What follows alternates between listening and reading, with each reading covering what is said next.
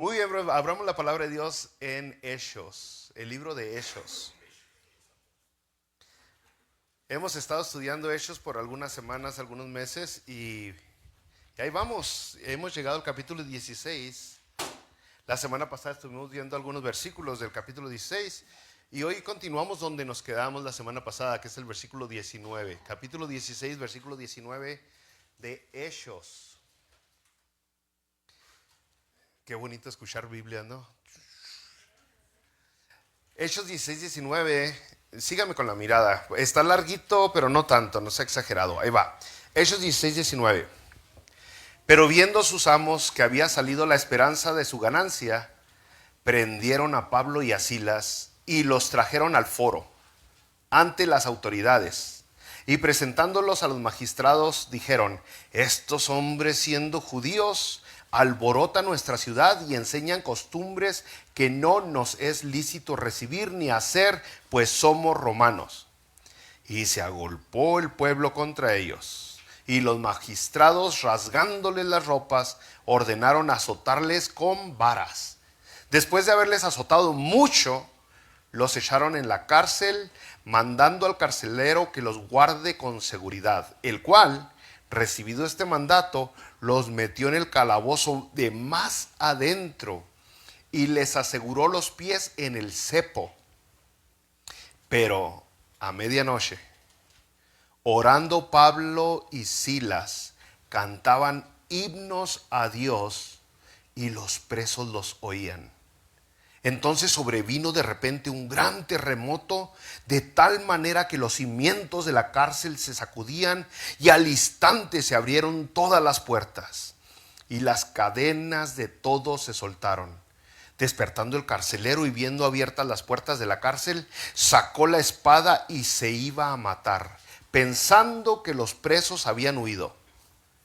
Mas Pablo clamó a gran voz diciendo: no te hagas ningún mal, pues todos estamos aquí. Él entonces, pidiendo luz, se precipitó adentro y temblando se postró a los pies de Pablo y de Silas. Y sacándolos les dijo: señores, ¿qué debo hacer para ser salvo? Ellos dijeron: cree en el Señor Jesucristo y serás salvo tú y tu casa. Y le hablaron la palabra del Señor a él y a todos los que estaban en su casa. Y él, tomándoles en aquella misma hora de la noche, les lavó las heridas y enseguida se bautizó él con todos los suyos. Y llevándolos a su casa, les puso la mesa y se regocijó con toda la casa de haber creído a Dios. En los versículos anteriores vimos cómo Pablo le sacó el espíritu a una joven, el espíritu de adivinación, la pitonisa, así se llama ese espíritu, ¿eh? Y vimos que no era bueno y no es bueno asociarse con gente que tiene otros principios, otros valores, otra moralidad, otra espiritualidad, incluso otras creencias. Pero también vimos que Jesucristo es poderoso sobre todo y sobre todos. Tiene poder sobre los espíritus y tiene poder sobre nuestras vidas. Ahora, al volver a esta lectura que acabamos de ver, ¿qué más podríamos aprender recordando que esto es una narración? Es una narración. O sea, no podemos ir a Hechos 16 y ver que Pablo el primer día de la semana fue al río y decir: tenemos que ir todos al río todos los primeros días de la semana. Porque Hechos 16 dice que Pablo fue al río. Es como algunas personas leen la Biblia, ¿no? La sacan de contexto y vienen a llegar a conclusiones que no quiere la palabra de Dios que lleguemos a esas conclusiones. Así que de una manera muy fácil, muy simple, muy sencilla, podemos sacarle todavía más sabor a esta cita. Primero dice aquí el versículo 19: viendo los amos que había salido la esperanza de su ganancia. Recuerden que Pablo le sacó el chamuco a esta joven, y esta joven se dedicaba a adivinar. Y lógicamente pues que se cobra cuando se dice alguna adivinación, algún oráculo. Y dice, cuando estas personas vieron que salió la esperanza de su ganancia, pues se enojaron, ¿no? Nada llama tanto la atención como cuando le pegan en la cartera. Si usted quiere llamarle la atención a alguien, péguele en la cartera y va a ver cómo le llama la atención.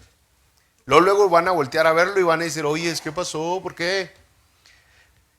Inmediatamente después van con las autoridades y a Pablo y a Silas no les va bien. Si usted vuelve a la cita, dice que los prenden, los agarran, los arrestan, los agarran y luego los traen con las autoridades. Se agolpó todo el pueblo contra ellos, todos contra ellos. Les rasgan las ropas. Fíjense nomás lo que le está pasando a Pablo y a Silas. Estos hijos de Dios, estas personas que acaban de experimentar el poder de Dios al sacarle el espíritu a una endemoniada. Pero luego les dan azotes, pero no les dan uno o dos, dice, les dan muchos azotes. Muchos azotes. ¿Qué tantos azotes es suficiente? ¿Con cuántos aguanta usted? ¿Cuántos usted diría ya son muchos? Y dice aquí, muchos azotes. Pero no termina todavía. Luego los echan en la cárcel. A la cárcel los echan. Y no es suficiente. Los ponen en el calabozo más profundo. Y aún ahí no es suficiente. Les amarran los pies con las cadenas, con el metal. Después de estar todos heridos, lastimados del castigo físico que les dieron, todavía les siguen dando más castigo al amarrarlos. Bueno, brothers, nosotros decimos, pero pues ¿por qué? Para nosotros saber si fue justo o injusto, nos hacemos la pregunta, ¿por qué les hicieron esto? La explicación de ellos, de las personas de Macedonia, de Filipos, era simple. Dice el versículo 20, estos hombres alborotan nuestra ciudad, enseñan costumbres que no nos es lícito recibir ni hacer, pues somos romanos.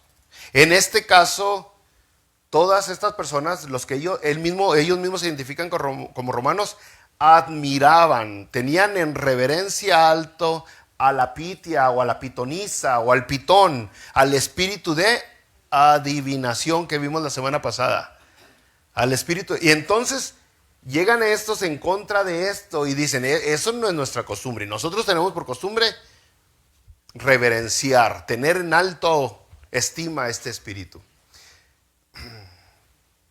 Pero cuando nosotros lo vemos, decimos, no es suficiente, es injusto. Ahora, ¿cómo lo vería Pablo y Silas, que son los que están recibiendo todo este castigo? Lo verían como muchos de los cristianos lo vemos hoy. Cuando nos está yendo mal, cuando algo, ¿cómo dicen? Llueve sobre mojado. Diríamos, ¿dónde está Dios? ¿Por qué Dios permite esto? Si yo estoy haciendo, si me estoy portando bien, si estoy haciendo lo correcto, ¿por qué pasa esto? Me siento solo en este. ¿Sería así Pablo y Silas, que en ese instante se sintieron solos, abandonados, traicionados? Porque es como la gran mayoría de los cristianos nos sentimos el día de hoy, cuando las cosas no están saliendo como quisiéramos que salgan. Inmediatamente y emocionalmente nos sentimos solos. Que Dios nos está castigando en lo más cercano a Dios. Si no es que Dios nos dejó de a tiro. Pero usted sigue leyendo la palabra de Dios y nos damos cuenta que Pablo y Silas no hicieron eso que hacemos la gran mayoría de los cristianos hoy. El versículo 25 dice, pero a medianoche, ¿a qué horas, brother Rubén? ¿A qué horas?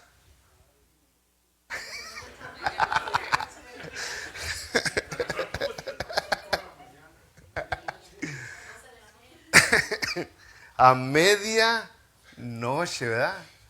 Sí. Le estamos dando carrilla, brother, porque se va a dormir a las 5 de la tarde. A media noche.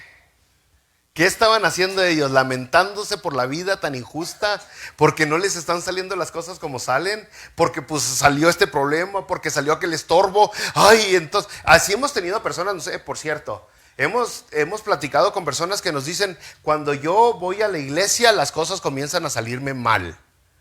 Cuando yo busco a Dios las cosas empiezan a empeorar.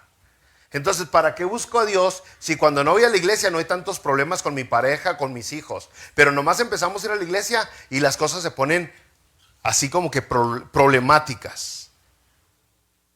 Pero ellos no estaban diciendo eso, no dijeron, pues vinimos hasta Macedonia, hasta Grecia, hasta Europa para predicar y ya nos metieron en la cárcel después de que nos pusieron una arrastrada. No, dice, a medianoche, fíjese, orando Pablo y Silas, cantaban himnos a Dios. Dos cosas muy importantes que la iglesia tiene que hacer, el individuo tiene que hacer: orar y cantar. Orar y cantar. Es parte de los servicios. Cada vez que decimos va a haber un servicio, orar y cantar.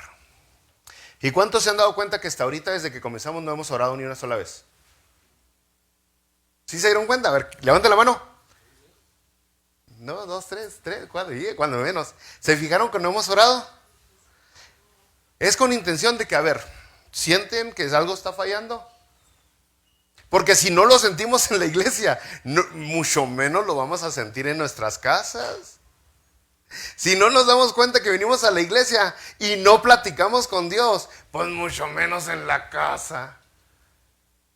¿A qué vas a la iglesia? A alabar a Dios. Pero vienes y no platicas con Él. Platicamos ya con todos. Nos saludamos unos a otros, pero ¿y Dios dónde quedó? Así que ya sabe qué es lo que tenemos que hacer. Vamos a orar. Padre, en el nombre de Jesucristo, aquí estamos, estudiando el libro de Hechos. Pero venimos aquí para buscarte a ti, tu dirección. Venimos aquí a este lugar para darte lo que tú exiges, lo que tú te mereces, que es la alabanza, la adoración. Señor, y reconocemos que no somos buenos ni para uno ni para otro. No somos buenos ni para buscarte, ni para darte la honra y la gloria que tanto te mereces. Por lo tal, te pedimos que nos ayudes, Padre. Ayúdanos a buscarte, ayúdanos a darte esa adoración que tú tanto buscas. Y en este instante también ayúdanos a entender tu palabra. Ayúdanos con el razonamiento, con el entendimiento, ayúdanos con nuestra fe. Alabado seas, bendito Dios, hoy y siempre, en el nombre de nuestro Salvador Jesucristo. Amén. Entonces ellos estaban orando y cantando. No se estaban lamentando. Y dice la palabra de Dios, sobrevino de repente un gran terremoto y se sacudía los cimientos de la cárcel. O sea, estaba bueno el terremoto. ¿Alguna vez ustedes cuántos de aquí han estado en un terremoto? A ver, levante la mano. 1, 2, 3, 4, 5, 6, 7, 8, 9, 10. Platíqueles a estos, pregúntenle a estos brothers qué se siente estar en un terremoto. Y se siente uno chiquitito, ¿ah? ¿Cómo le hago para que no tiemble esto? Yo al menos esa es la experiencia personal, ¿no? Uno se siente muy, muy pequeño y dice uno, no soy nada. Para que se más o menos imagine lo que sintieron, sobre todo el carcelero, ¿no? Y dice que hubo un gran terremoto y los cimientos de la cárcel se sacudían y al instante todavía, encima de todo, se abren todas las puertas. ¿Cómo se abren todas las puertas? No sabemos. Pero encima de eso se caen las cadenas de todos, se soltaron las cadenas de todos. Se caen las cadenas de todos.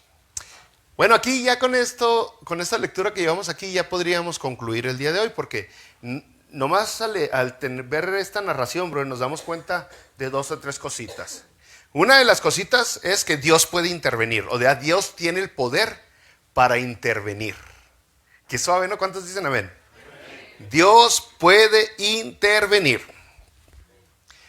Pero number two, Dios no siempre interviene. ¿Se fijaron? Dios no siempre interviene. Pudo haber intervenido cuando a Pablo le estaban dando los latigazos y a Silas, pero no intervino. No quiso, por eso no lo hizo. ¿Por qué? Porque vimos que Dios sí puede intervenir. Sí pudo haber causado este terremoto y haber logrado que las puertas se abrieran y que los grilletes se cayeran. No pudo haber detenido un castigo de latigazos. Dios sí puede, pero no siempre interviene. Tercera cosa que vemos rápidamente con esta lectura, con esta narración, es que a veces, a veces Dios interviene. ¿Cuándo? A veces. A veces Dios interviene. A veces Dios sí dice, aquí va un acto milagroso. A eso me refiero. Aquí voy a actuar yo milagrosamente. Pero, sea lo que sea que está pasando en su vida, más le vale que usted esté orando y cantando. O sea, le conviene orar y cantar. Le conviene darle gloria y alabanza a Dios. Porque aprendemos una cuarta cosa de esta narración. Cuando Dios interviene, lo hace para traer salvación y para que su nombre sea glorificado. Ese es el por qué va a intervenir Dios. Y usted puede leer toda la Biblia y se va a dar cuenta que siempre y cada vez que Dios interviene, y lo vemos más claro cuando Dios interviene de una manera milagrosa, es siempre para traer salvación y para que su nombre sea glorificado. O sea, es un golpe directo a la mentalidad de este lado del mundo, donde queremos que Dios siempre intervenga para que me dé placer, para que me dé comodidad, para que me dé prosperidad, si Dios va a intervenir es porque o trae salvación o trae gloria para su nombre. O las dos, por lo general, las dos. Si seguimos leyendo, brothers, dice el versículo 27. Despertando el carcelero y viendo abiertas las puertas de la cárcel, sacó la espada y se iba a matar pensando que los presos habían huido. Y usted otra vez, si se pone un poquito en los guaraches del carcelero, el castigo por haberse leído los presos era muerte. O sea, lo iban a ejecutar.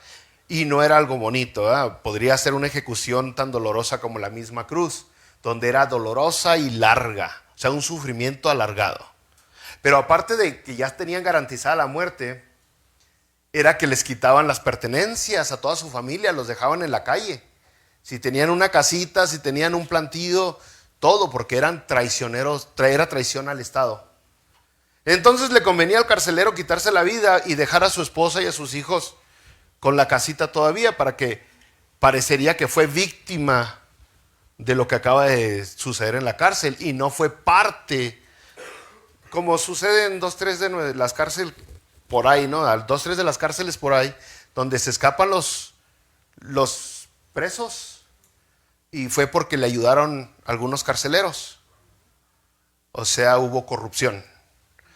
Y para darse cuenta que no hubo corrupción, que el carcelero no fue parte del escape, pues se quitaba la vida y así fue víctima y su familia queda. Es más o menos intentándose meter en la mente de estas gentes. Versículo 28. Mas Pablo clamó a gran voz diciendo: no te hagas ningún mal, pues todos estamos aquí. Ahí está. No se escapó nadie, puedo respirar.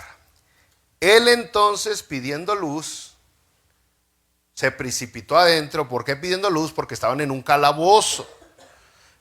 Se precipitó adentro y temblando se postró a los pies de Pablo y de Silas.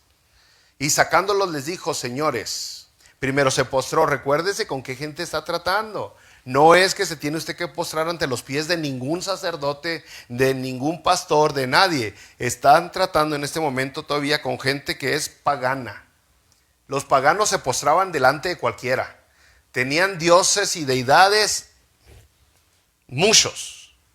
Y entonces todavía aquí donde se postra es un pensamiento pagano. Luego dice, se postró a los pies de Pablo y de Silas, y sacándolos, les dijo, señores.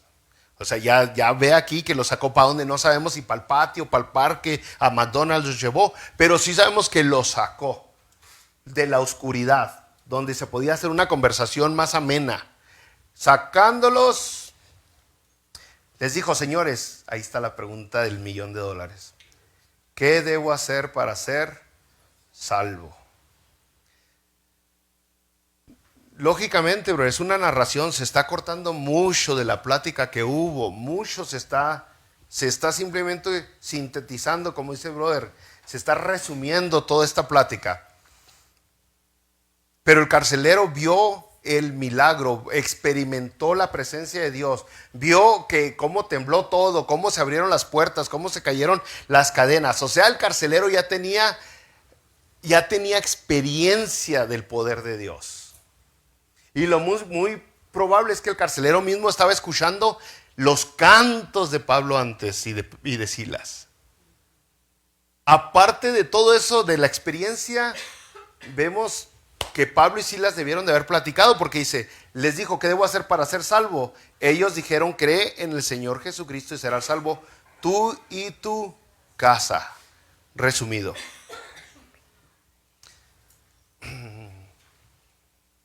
¿Saben la expresión todos los caminos llevan a? ¿Se lo sabía mi brother Jesús? ¿Te lo sabías? Todos los caminos llevan a. La semana pasada vimos tantito eso de los caminos. En esos tiempos, ¿se acuerda la Pax Romana? Todos los caminos, porque todas las vías que hacían era esa intención. ¿Hacia dónde iban? A Roma. Todo que cruzaba por las tierras santas, pero ese camino iba a dar hasta Roma. Lo triste es que ese dicho se ha usado y se ha metido en la mente de las personas tan fuerte que piensan que es la misma idea para llegar al cielo, para alcanzar la salvación, para alcanzar la vida eterna. Y creemos que todas las religiones llevan al cielo. Y por eso la gente llega a pensar, todas las religiones son iguales. Es lo mismo que sea Mahoma, que sea Buda, que sea el que sea. Todos los caminos llevan a Roma. Esa es la filosofía que hoy se da vuelta por todo el mundo, ¿no? O sea, a tal grado que más que religión, la gente todavía piensa, yo me voy a ganar la salvación. O sea, yo sé que tengo que hacer esto y tengo que hacer aquello. Muchos cristianos de a medias saben en lo que están fallando, saben lo que tienen que hacer, pero aún así dicen, pero Dios me conoce que no soy malo. Para ellos es la idea de todos los caminos me llevan al cielo. Pero aquí Pablo otra vez lo deja bien clarote. Cree en el Señor Jesucristo y serás salvo tú y tu casa. ¿Por qué? Porque él preguntó, ¿qué debo hacer para ser salvo? Pablo debió haber contestado, pues todos los caminos llevan a Roma. Sé buena gente, pórtate bien, da mucho dinero. Como algunas sectas que andan por aquí tocando puertas, le debió haber dicho, pues no trabajes en la cárcel, no seas soldado, no tengas estos oficios para que así seas salvo, ¿no? Pero Pablo le dice, cree en el Señor Jesucristo. Esa es la única clave. Juan 14:6, ¿qué dice? Jesucristo dijo, yo soy el camino y la verdad y la vida. Nadie llega al Padre sino por mí, dijo Jesucristo. Ese es el único camino. Bueno, brothers, versículo 32 dice, le hablaron la palabra del Señor. Ahí se extendió el mensaje. No fue que nomás le aventó creer en el Señor, sino le explicaron a Jesucristo. 32, le hablaron la palabra del Señor a él y a todos los que estaban en su casa. Órale, se desparramó el evangelio. Y él, tomándolos en aquella misma hora de la noche, les lavó las heridas y enseguida se bautizó él con todos los suyos. Y llevándolos a su casa les puso la mesa y se regocijó con toda su casa de haber creído a Dios. O sea, él a Pablo y a Silas les sanó las heridas, les dio comida. Eso es señales, muestra de gratitud. El carcelero estaba agradecido, les estaba mostrando el agradecimiento a estas personas. Pero lo que vemos es que dice que se bautizó y dice por haber creído a Dios. Y es bien bonito porque hoy tenemos bautizos, ¿no? Hoy tenemos bautizos. ¿Por qué nos bautizamos? ¿Porque le creí a Pablo? No, porque le creí a Dios. ¿Por qué nos bautizamos? Porque le creí al pastor. No, porque le creí a la iglesia hermosa. No, ¿cuál es el único camino al cielo? Cristo, eso es todo. Y Cristo fue el que nos mandó a bautizarnos. Y es lo que estamos haciendo. Este hombre hace la confesión pública de salvación, de fe, que es el bautismo. Obedece a Jesucristo. Es muy, muy difícil, tal vez imposible, aceptar la idea de que una persona ha creído en Jesucristo, pero no lo obedece en lo más mínimo, que es el bautizo. Si no se puede obedecer en eso que es tan fácil hacer, no se va a poder obedecer en otras cosas, es lo más lógico. Y entonces por eso entendemos que las personas batallan con lo más básico, lo más mínimo del cristianismo. Muchos de los que se dicen ser cristianos o ser salvos no se bautizan. Muchos no se congregan. Muchos no participan de la cena del Señor. Y muchos no aman a su prójimo. Y si le sigue acumulando, dice, caramba, pues ¿serán verdaderamente salvos?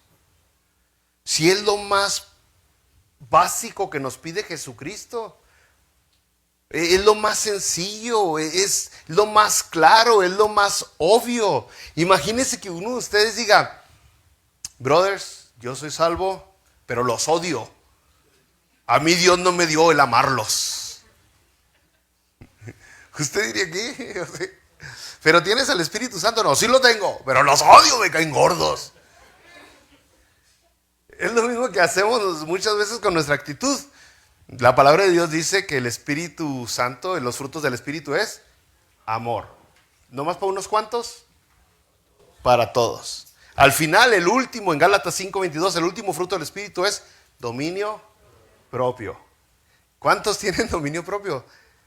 Y entonces, así como el amor es característica de un cristiano, también el dominio propio y todo lo que está entre uno y otro. Todo lo que está entre uno y otro. Pero otra vez es personal. No es así como, ¿se acuerda que es el 2 de Corintios? ¿Cuál es el versículo que dice? Se me escapó. Cada uno de como propuso en su corazón. ¿Verdad? ¿Cuál es la cita? Filipenses. Ya se me andan perdiendo hoy las citas. 1 Corintios 4:7. 9:7, perdón, es que hoy no me tomé mi café, lo estoy viendo desde aquí. 9:7, 1 Corintios 9:7, chéquenlo nomás para no andar diciendo versículos que se van. Pero fíjese, dice, para dar, que no te obliguen, que no te tuerzan el brazo, más bien cada uno como propuso en su corazón. Y es lo mismo para todo lo demás. Todo lo demás. No lo vas a hacer porque te obligan. No lo vas a hacer porque quieres esto, quieres aquello, sino porque lo tienes en tu corazón. Y este hombre lo tenía en su corazón. Se le pusieron las cartas sobre la mesa. Esto es, le explicaron la palabra de Dios y él aceptó a Jesucristo y se bautizó. Bueno, brothers, lo que nos damos cuenta pues, que hallaron la cita. 2 Corintios 9:7, cada uno dé como propuso en su corazón, no con tristeza ni por necesidad, porque Dios ama al dador alegre. Y si Dios ama al dador alegre, quiere decir que Dios odia al dador que no es alegre. No es cierto, otra vez estoy nomás exagerando, ¿no? Volviendo a la cita en Hechos, brothers, concluimos que Dios se ausentó, por así decirlo, mientras maltrataban a Pablo y a Silas, mientras le daban latigazos y mientras sufrieron todo esto. Y Dios permitió ese sufrimiento de Pablo y Silas para poder traer salvación a una familia. ¿Sí entiende? Dios permitió que sus hijos sufrieran para que alguien más también fuera su hijo. Aun cuando parece que Dios no está presente, Él está ahí orquestando, moviendo todo, trabajando, usando las circunstancias, usando a las personas, usando a amigos y enemigos. Dios está en medio de todo, en todo tiempo, porque tiene un plan para cada persona, para cada individuo. Y sí es cierto, hay veces que nuestras emociones nos dicen que Dios no está, o nos está ignorando, Dios nos está rechazando. Es lo mismo que sintió Elías allá en Primera de Reyes, capítulo 19. Después de que Elías estuvo haciendo lo correcto, lo que Dios le dijo que hiciera, después de que vino esta manifestación divina, Elías dijo, pues ¿dónde más quedó Dios? Porque ahora me andan correteando, me quieren asesinar. Se sintió Elías solo, deseó morir. Y Dios le dio una lección. Viene un gran viento que partía las peñas, pero Dios no estaba ahí. Dios no estaba presente en ese viento. Viene un terremoto, otra vez un terremoto que sacude los montes, pero no estaba ahí. Y luego viene un fuego, y tampoco Jehová estaba presente en el fuego. Y Elías quería que Dios estuviera presente en el viento, en el fuego, en el terremoto. Elías quería que Dios demostrara su poder contra todos estos enemigos, que eliminara posiblemente a toda esta gente. Pero no, dice la palabra de Dios que luego viene un soplo, un murmullo apacible. Y ahí era donde Dios estaba. Dios no se mueve, Dios no actúa como a nosotros nos da la gana. Él se mueve de acuerdo a como Él ya tiene planeado. Él va a actuar con poder cuando Él quiere actuar con poder. Y Él nos va a dar un susurro a nuestros oídos cuando Él quiere darnos un susurro a nuestros oídos. Pero en ningún momento es que Dios está ausente o se fue de vacaciones o perdió el oído. Dios siempre está ahí. En cada momento, en cada situación, en cada circunstancia, en las altas y en las bajas, Dios está presente. Es increíble que todavía ahorita se esté repitiendo lo que pasó en Lucas 24 cuando aquellos discípulos iban caminando de una ciudad a otra, el famosísimo camino a Emaús. Que vamos caminando y creyendo que estamos solos, que Dios nos ha dejado. Pero a un lado de nosotros va Jesucristo platicando con nosotros. Y no nos damos cuenta. Y creemos que Dios está callado, que Dios está guardando silencio, que Dios está ausente. Y los siervos, los discípulos de Jesucristo en Lucas se dieron cuenta que nunca estuvieron solos, que Jesucristo siempre estuvo caminando con ellos. Entonces usted puede ver por qué Pablo y Silas podían cantar y orar aún estando en la cárcel. Usted puede ver por qué ellos no se estaban lamentando, renegando. ¿Dónde quedó el Timoteo que no venía con nosotros? ¿Por qué nomás a nosotros nos arrestaron? ¿Qué pasó con el Lucas? Ahí escribe lo que estamos pasando. A ver que venga aquí a la cárcel. Es como le hacemos nosotros, empezamos a apuntarle a todos.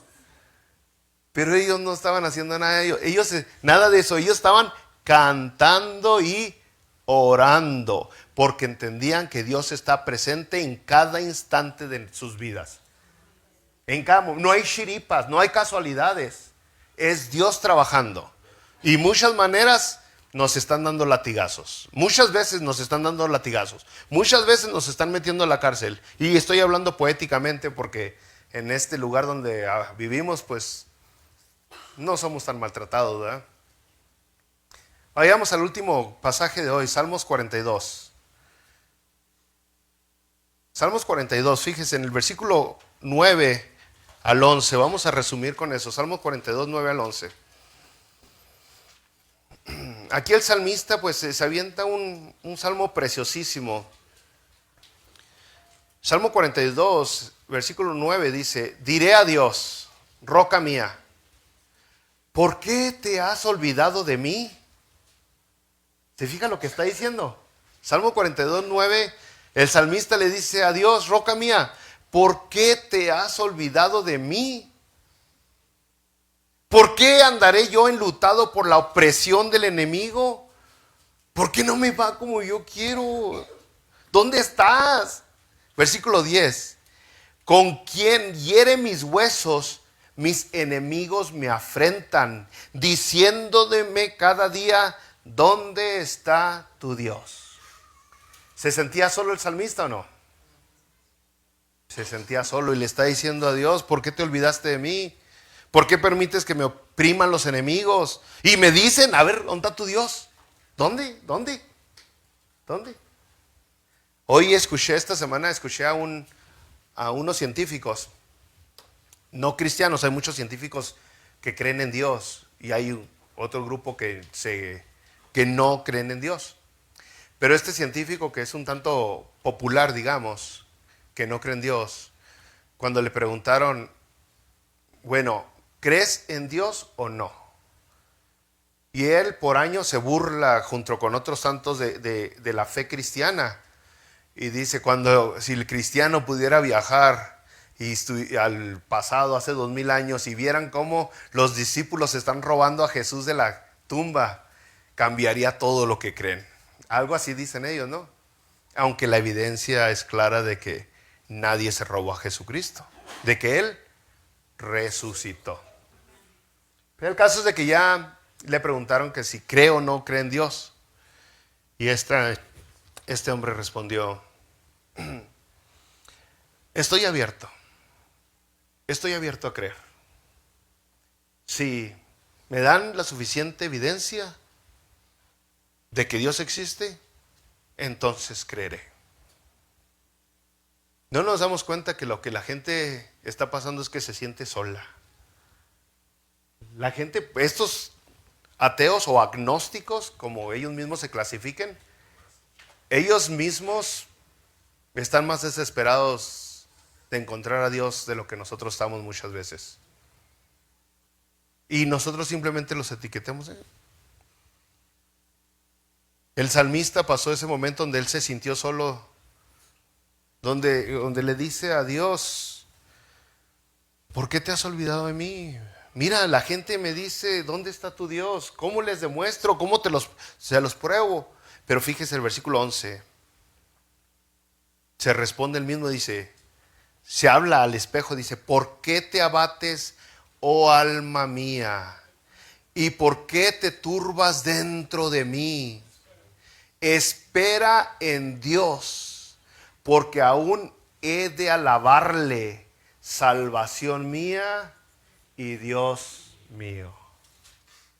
¿Cuántas veces lo ha dejado Dios? ¿Cuándo lo ha abandonado? ¿Cuándo le ha fallado Dios? ¿Y por qué creer que ahora lo va a hacer? Le hemos fallado los religiosos. Los religiosos hemos dado promesas que Dios jamás dio, que jamás da. Y la gente dice, pues Dios me prometió un carro nuevo, ¿y dónde está? No le falló Dios. Usted le creyó a un embustero, a un estafador. Es muy diferente. Pero Dios no le... Vea todas las promesas que Dios le dio a usted. Y ahora vea cuáles de esas promesas le ha fallado. Y se da cuenta que, como dijo Josué, ni una. Todas se han cumplido. Todas las promesas que Dios da se ha cumplido. Ahora, si volvemos a la cita, Pablo le dijo al carcelero, cree en el Señor Jesucristo y serás salvo tú y tu casa. Y al final se bautizó el carcelero y su casa. Se cumplió la promesa personal que Dios le hizo al carcelero a través de Pablo, ¿o no? Se cumplió. Así Dios da promesas. Promesas generales y promesas personales. No las mixté. No las mixté. O sea, así como Dios le dijo a Sara, que era Saraí antes, que iba a quedar embarazada, nomás se lo dijo a Sara, no se lo está diciendo usted.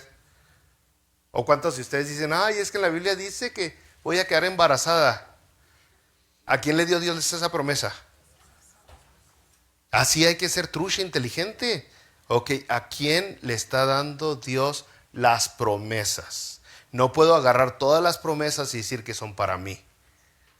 Y se va a dar cuenta que Dios no le ha fallado en ninguna sola de las promesas que le ha hecho. Y no le va a fallar.